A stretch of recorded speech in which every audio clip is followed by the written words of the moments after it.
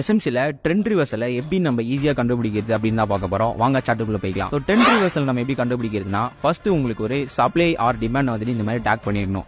So supply and டிமாண்டை take பண்ணோன்னே price இந்த மாதிரி நம்மளுக்கு ஸ்லைட்லி பெண்ட் ஆயிருக்கணும். ஸோ இந்த மாதிரி கர்வ் எப்போ ஆகுதோ அது எல்லாமே நம்மளுக்கு ட்ரெண்ட் ரிவர்சலுக்கான சிக்னல்ஸ். ஸோ வாங்க சார்ட்டுக்குள்ள போய்க்கலாம். கோல்டு சார்ட் எடுத்துக்கிறேன். இங்கே நம்மளுக்கு 4 ஹவர் சப்ளை ஒன்று இருக்குது. ஸோ மார்க்கெட் இந்த சப்ளையை தொட்டு ஸோ சேஞ்ச் ஆஃப் கேட்டர் வைக்கும்போது அந்த சேஞ்ச் ஆஃப் கேட்டர் நம்மளுக்கு கர்வ்டாக இருக்கணும். எஸ், நம்மளுக்கு சேஞ்ச் ஆஃப் கேட்டர் வச்சிருச்சு. சேஞ்ச் ஆஃப் கேட்டர் வச்சு ப்ரைஸ் நம்மளுக்கு கர்வ் ஆயிடுச்சு. ஸோ கர்வ் ஆன ஏரியாவில் ரீசெண்டாக எந்த பிளாக் இருக்கோ ஸோ அந்த பிளாக்ல தான் நம்ம என்ட்ரி. ஸ்டாப் லாஸ் பார்த்தீங்கன்னா பிளாக்குக்கு மேலே, டார்கெட் நம்ம கீழே இருக்கிற டிமாண்ட் வந்து டார்கெட் பண்ணிக்கலாம்.